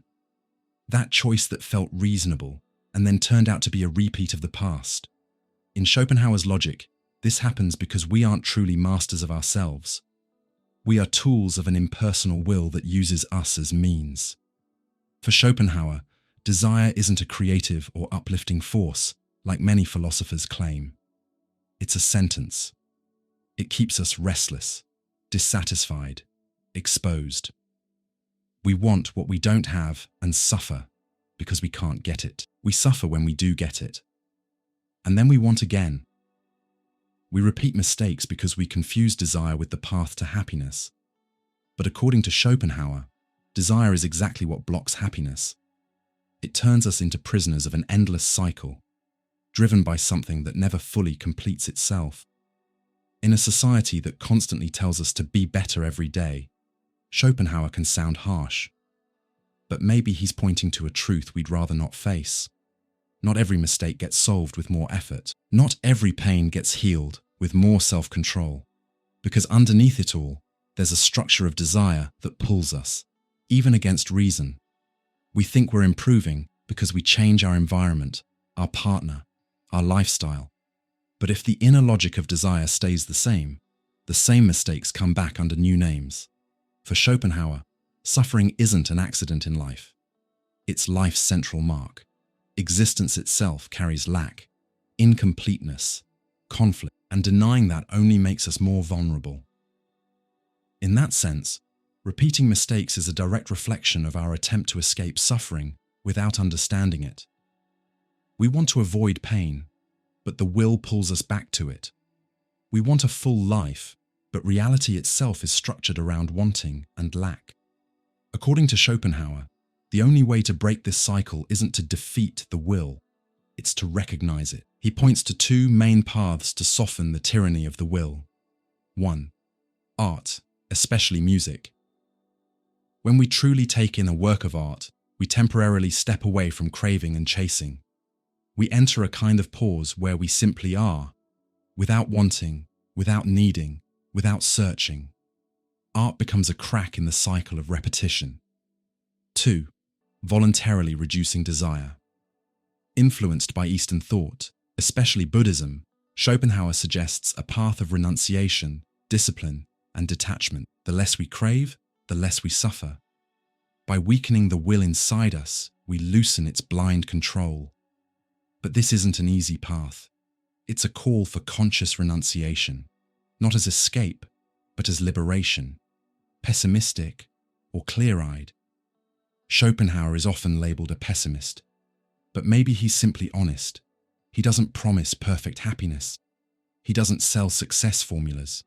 He looks at reality deeply and invites us to do the same. Because only when we recognize what moves us in unconscious, repetitive, irrational ways can we begin to act with a little more freedom. Not total freedom, but real freedom. Not perfect, but possible. Do you feel pushed by desires you don't always understand? Do you feel that even with good intentions, you end up back in the same places of pain? What if the mistake repeats, not because you want it to, but because something deeper keeps dragging you? Schopenhauer doesn't condemn you. He offers a lens to see what's behind the surface. And maybe by seeing it, you can start to interrupt. Not the existence of the will, but its absolute power over you. Maybe the freedom Schopenhauer points to isn't doing whatever you want, but seeing yourself more clearly, noticing the desires that move you, understanding the cycles that repeat, lowering the force of impulse, and opening up a small but powerful space for awareness. In that space, repetition can begin to turn into choice, not total, but enough to change the path. Studying without reflecting is useless. Reflecting without studying is dangerous. With every generation, humanity gathers more knowledge. We move forward in science, technology, communication, and data production. And yet, strangely, we keep repeating the same ethical, social, moral, and emotional mistakes. Why? The Chinese thinker Confucius, who lived around the 6th century BC, warns us that the problem isn't just how much we know, but how we handle what we know. It's not enough to study. It's not enough to reflect. We have to combine both and turn what we learn into real-life practice. Studying without reflecting is useless. Reflecting without studying is dangerous. That line holds a powerful key to understanding why so many people and entire societies keep repeating the same mistakes over time. Today, we have access to more information than any civilization in the past. Books, documentaries, videos, courses, podcasts. You can study almost anything with a few clicks, but collecting information doesn't build character. Having knowledge isn't the same as knowing how to live. Confucius understood that centuries ago. Knowledge without application doesn't change you, and when knowledge doesn't change you, it becomes decoration, sterile and pointless when it comes to stopping the repetition of the same mistakes. Confucius deeply valued tradition, history, and the wisdom of the ancients, not as worship of the past, but as a storehouse of human experience that should be studied and reflected on carefully. Because where memory is weak, mistakes return. Memory isn't just stored data in the mind. It's a bridge between the past and what we do in the present. When a society doesn't remember or doesn't truly understand what already happened, it becomes vulnerable to repeating it. That's why he insisted, education should shape the mind, but also the heart and character. How many times do we learn something important and still don't apply it? How many people study ethics and still act selfishly? How many institutions promote education but don't shape people who can act with wisdom? Confucius would say that's studying without reflecting, taking in words without understanding what they mean, memorizing concepts without digesting real experience, education with no depth. That kind of learning doesn't prevent mistakes. It just delays them. And when the first real conflict, dilemma, or challenge appears, the person falls back on whatever they've seen before without awareness. But Confucius also warns about the other extreme, reflecting without studying. In other words, relying only on personal opinions, guesses, and instincts disconnected from history and accumulated knowledge. That kind of reflection is dangerous because it creates the illusion of wisdom. A person thinks they're thinking for themselves, but they may be repeating weak, poorly formed, or even harmful ideas. This kind of ignorance is even harder to spot because it wears the mask of critical thinking. But thinking well requires a foundation. It requires study. It requires humility in the face of what others have already learned and thought through. In Confucian thought, education has a deep moral purpose. It's not only meant to train professionals, but to form human beings who understand their place in the world. When education fails at that, society loses its ability to correct itself, and then old mistakes return in new outfits. Intolerance disguised as free speech. Individualism dressed up as meritocracy. Greed masked as economic growth. The problem isn't that we don't know. It's that we don't truly learn. Because we don't connect knowledge to action. Confucius saw consistent practice and respect for tradition as ways to prevent moral drift that leads to repeated mistakes. For him, real knowledge is the kind that shapes your character, and character is built in daily life, in how you treat others, and in how you use what you know. That's why he taught through examples, stories, and parables. He wasn't chasing intellectual sparkle. He wanted wisdom that shows up in behavior, care, and integrity. He believed true study should awaken the conscience, and turn into virtue. And when that doesn't happen, repeating the same mistakes becomes almost inevitable. One of the biggest Confucian values is humility about knowledge. If you think you already know everything, you close the door to reflection.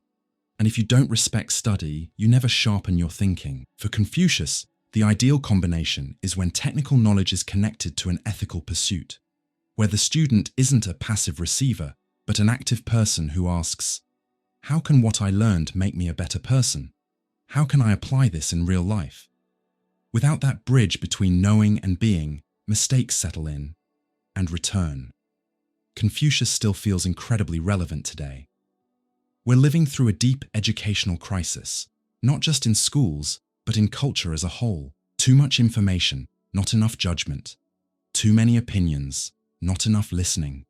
Too much talking, not enough wisdom. And the result?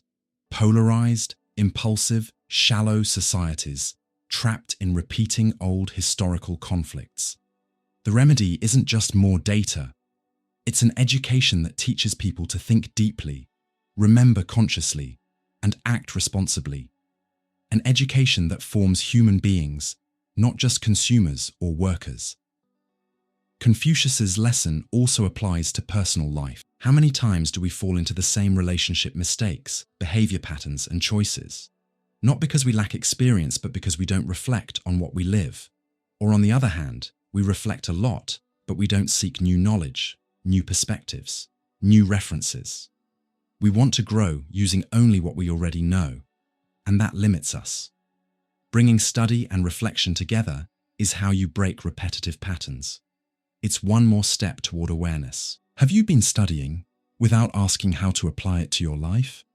Or have you been thinking about your mistakes without seeking books, sources, and ideas that help you see beyond yourself? Maybe that's where your repetition comes from. The gap between knowing and living, the disconnect between memory and action. Confucius invites us to unite the two, study with depth, reflect with humility, and turn knowledge into practice, and practice into wisdom. Where there is power, there is resistance. Why do we keep repeating the same mistakes?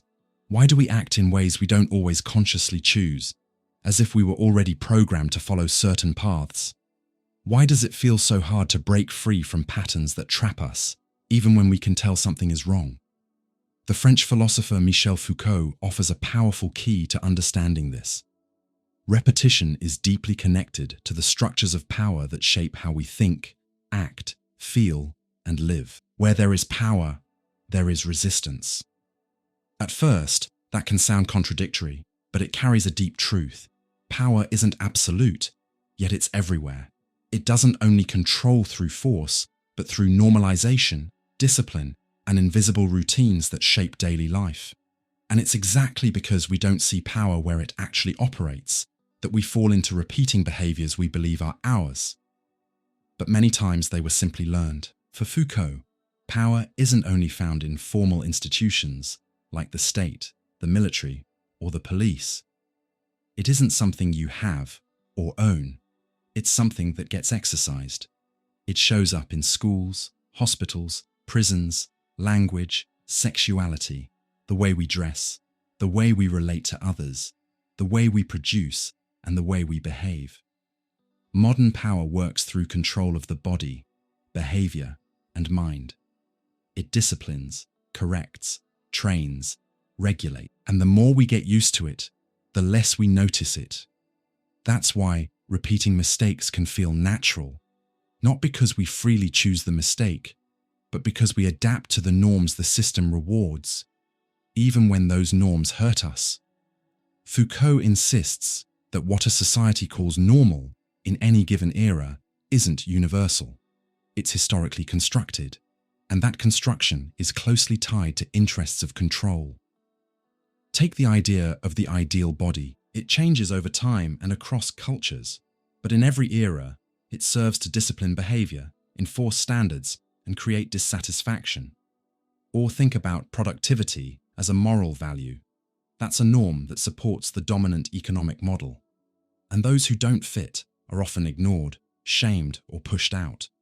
We repeat mistakes because we follow norms we don't question, because we confuse convention with truth, because we assume what we've been taught since childhood is right, without noticing who benefits from those beliefs. In his analysis of the modern world, Foucault shows how control has become more refined over the centuries. In the Middle Ages, power was visible and punitive: public punishments, executions, torture. Over time, that model changed. Power started working in a more subtle and spread out way, not mainly through fear of punishment, but through constant surveillance, through the feeling of always being watched. Foucault's classic example is the panopticon, a prison design proposed by philosopher Jeremy Bentham, where a single guard can watch all prisoners, but the prisoners never know when they're being watched. The result? They start behaving as if they're always being observed. That model spreads outward. Today, we internalize the gaze of power. We self-censor, police ourselves, judge ourselves, shape ourselves. And here's the most subtle part of repetition. We no longer need someone telling us what to do. We've already absorbed the rules. Another key concept in Foucault is discourse, the set of knowledge, practices, norms, and truths that define what can be thought, said, and even what it means to be a person. Medicine, psychology, religion, law, all of them produce discourses that shape people. For example, the psychiatric discourse of the 19th century defined who was normal and who was insane. Criminal law separates the good citizen from the criminal. Education separates the smart student from the problem student. These discourses produce identities. They classify us. They put us into boxes. And when we believe them blindly, we start living according to pre-written roles. We repeat the same mistakes because we reproduce roles and norms we didn't consciously choose. We are shaped by discourses that existed before us. And if we don't question them, they turn us into prisoners of repetition. Often, what we call an error isn't just a personal failure, it's a response to a badly built system. Someone who repeats toxic relationships may be acting out emotional patterns learned from social norms about what's romantic or normal. A worker who pushes themselves to exhaustion may be obeying the meritocracy story that treats sacrifice as proof of worth. A young person who feels guilty for not producing enough may be internalizing a mindset that turns human value into a product. In all these cases, the mistake isn't an isolated action. It's a repeated pattern of invisible commands. Even with the weight of his critique, Foucault isn't a philosopher of despair. He believes that where there is power, there is resistance. For him, resisting doesn't always mean fighting with weapons or revolutions. It can mean questioning discourses, making visible what was silenced, creating new ways of living. The biggest form of resistance is thinking. It's refusing a norm when it harms you. It's disobeying when obedience makes you sick. It's creating alternatives when the world pushes you back into repetition. And it starts with simple, but powerful questions. Why do I think this way? Where did this pattern come from? Does this rule actually make sense, or was it just imposed on me? Foucault teaches that power isn't only up there, it circulates. It lives in relationships, teacher and student, doctor and patient, boss and employee, man and woman, adult and child. And because of that, we also take part in producing power. We reproduce it, but we can also interrupt it. We repeat mistakes when we act like we're only victims of the system. But we can resist when we realize we're also agents, and that there's room to rethink, refuse, and reinvent. Have you ever asked yourself how many of your choices are truly yours? Are the patterns you repeat deep desires, or just responses to invisible norms? Is the problem really in you, or in the structure that trained you to obey without thinking? Foucault doesn't hand you easy answers, but he does give you a call. Be suspicious of what you were taught to see as natural, because often what's called normal is just an efficient form of control. Where there is power, there is resistance.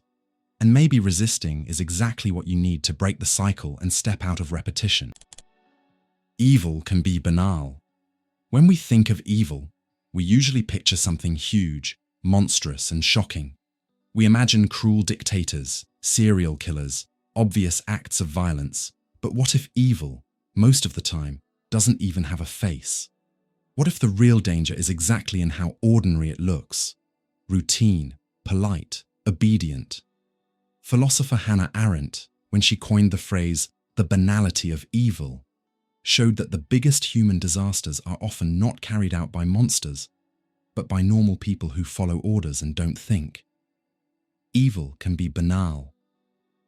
That idea isn't just provocative, it's urgent because it forces us to see repeated mistakes in a new way, not only as conscious personal failures, but as the result of automatic behavior, a lack of reflection, and a refusal to think about the consequences of our actions.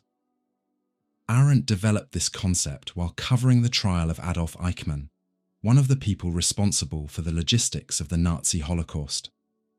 She went to Jerusalem as a reporter for The New Yorker and expected to find a monster, but what she saw was different and far more disturbing.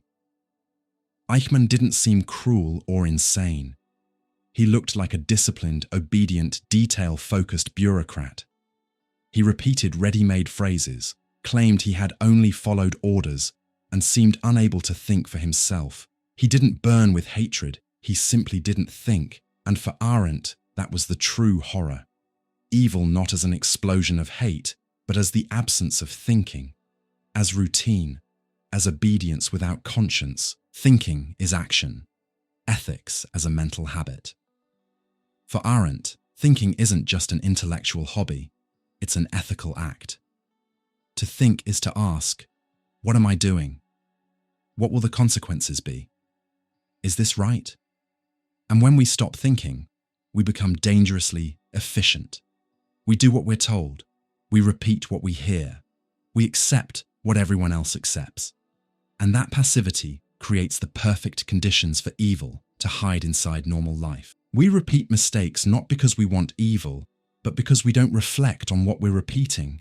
And then evil becomes part of everyday life, without even shocking us anymore. We live in an age where speed is valued more than reflection. We make decisions on autopilot. We like, repost, react, comment without thinking. We follow patterns, algorithms, trends, and talking points, without asking whether they truly represent us. And in that rush, we repeat harmful patterns, prejudice disguised as jokes, inequality treated as natural, violence turned into entertainment, not because of conscious cruelty, but because of collective thoughtlessness. The banality of evil shows up every time someone says, "It's just my job. I'm just doing what everyone does. I didn't really think about it. I just went along." And the world gets hurt a little more, without anyone noticing. Arendt never lived in the age of social media, but her ideas fit it perfectly. Because today, banal evil doesn't even require physical presence. With a click, we can insult, exclude, cancel, lie, and manipulate. We can strengthen hate, spread misinformation, and repeat injustice, without looking anyone in the eye, without thinking. And when confronted, many answer like Eichmann. "I just shared it. I was just joking. I didn't mean it." But intention isn't the only measure of responsibility. A lack of thinking can still harm. The most dangerous thing about banal evil is that it doesn't look scary. It doesn't set off alarms right away.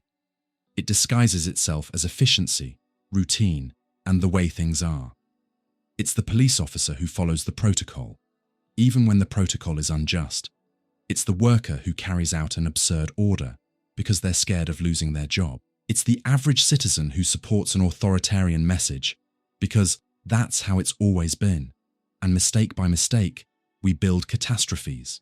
The banality of evil doesn't scream. It moves in quietly and grows over time. The way out, practicing thought, Arendt points to a way out. The ongoing practice of thinking. Thinking not as abstract theory, but as an ethical commitment. Reflecting on our actions before repeating them. On our words before sharing them. On our social roles before obeying them blindly. For her, being human is thinking. And dehumanization begins when we give up that power. when we accept living on autopilot and allow evil to slip into our choices. In Arendt's view, repeating mistakes has a lot to do with the desire to fit in, to avoid discomfort, to go with the flow. But real ethics takes courage. Courage not to repeat something just because it's always been that way. Courage to ask uncomfortable questions. Courage to resist, even if you're alone. History shows that the worst horrors happened when many stayed silent, when few thought, and when almost no one took responsibility. So what do we do? The answer isn't some perfect system or a fantasy of purity. It's something closer than that. How you live your life, how you act day to day, the choice between acting from conviction or from habit. We don't have to be heroes, but we do have to be awake. Think, question, act with awareness. That alone is an act of resistance. Do you act from conviction or just from habit? Do your decisions express who you are or only what you were trained to be? Have you ever asked yourself whether you're helping something you don't truly agree with? The banality of evil isn't far away. It's in the small daily repetitions we do without thinking. And every time thinking stops, we lose a chance to break the cycle. Arendt reminds us that the world can be destroyed not only by bad people, but by people who don't think. And sometimes, thinking is already a form of change. Man is a being toward death. We live rushing. We rush to produce, to show results, to post, to reply, to keep up, to reach the next thing. But in the middle of all this constant running, we forget something essential: to think.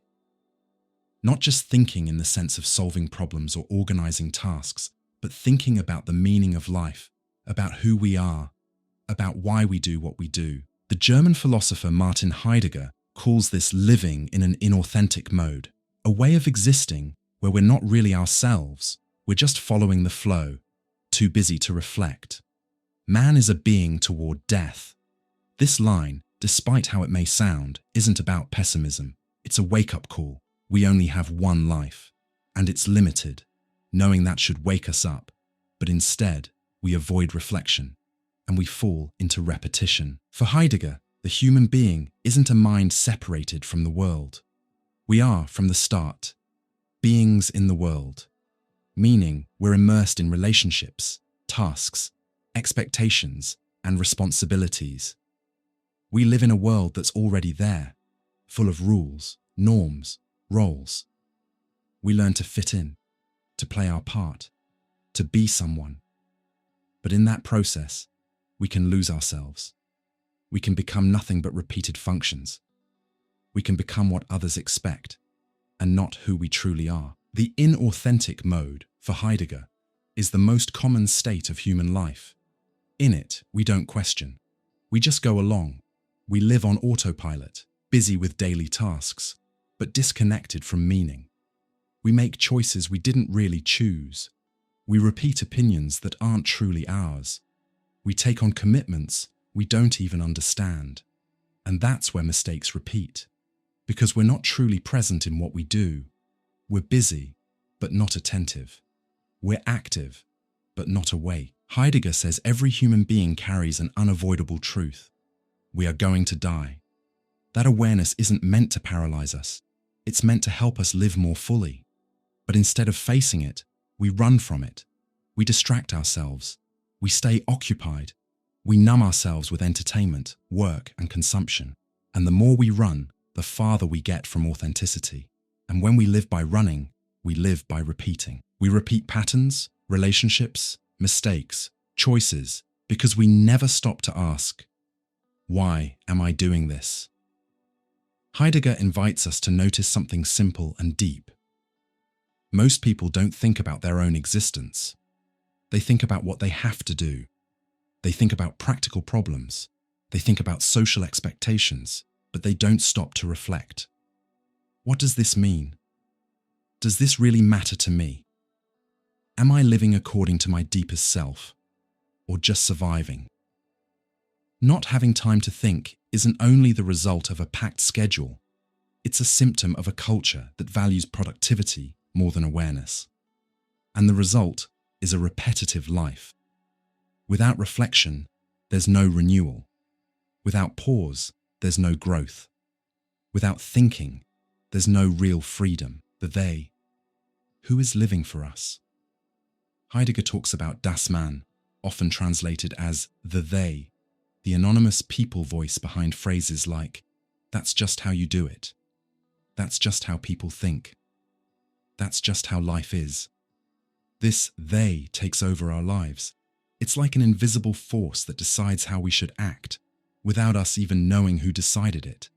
It's habit, social rules, what everyone does. When we surrender to the they, we stop being authors, and we become parts in a machine. Life stops being creation and becomes repetition. That's why the same mistakes repeat generation after generation. Because we're living a life we inherited, not a life we created. But Heidegger doesn't leave us without a way out. He says, facing death can be freeing. Because when we accept that we're finite, that life ends, we realize every choice matters. Awareness of death calls us back to authenticity. It reminds us we don't have time to live other people's lives. It pushes us to ask, what is essential to me? What do I want to build while I still can? How do I want to remember myself? That kind of wake-up breaks the cycle of repetition, because it turns us into active agents in our own story. In today's world, thinking is an act of resistance.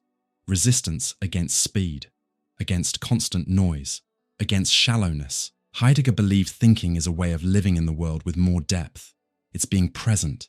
It's acting with meaning. It's living truthfully. And if we're trapped in repeating patterns, personal, social, historical, maybe it's because we're too busy to stop and think, to stop and feel, to stop and choose. For Heidegger, authenticity isn't some unreachable ideal. It's a possible way of being.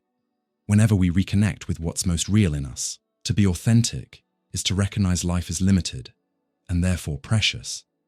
It's to live by what has value, not just by what is expected. It's to know how to say no to autopilot and yes to what makes sense. And when we live like that, we break the cycle of repeated mistakes. Not because we become perfect, but because we start living with awareness. Do you feel truly present in the choices you make? Or do you feel like you're just reacting, following, repeating? How many decisions in your life were made out of convention, fear, or habit? Maybe it's time to stop and ask, what do I really want? Heidegger doesn't give ready-made answers, but he invites you to something more valuable. Live like someone who knows they will die. Think, because only thinking can give you your life. Thank you so much for watching all the way to the end. If you made it to the end of this video, it's a sign that something in you also wants to understand yourself more deeply, the world around you, and the paths we follow, or repeat, as human beings. Philosophy only matters when it's lived, thought about, and shared. So if this content touched you in any way, made you reflect, or sparked a new question, I'd love to invite you to take this journey with us. Subscribe to the channel. It helps strengthen this community of thought and keeps this exchange of ideas alive. Like the video, it's simple, quick, and it shows that this kind of content matters to you. Leave a comment below. I really want to know. Which idea stayed with you the most? Which philosopher or topic would you like to see in the next videos? Share it with someone you know would connect with this reflection. Sometimes the right question at the right time can change a life. And of course, stick around. There's a lot more philosophical, thought-provoking, and necessary content waiting for you in the next videos.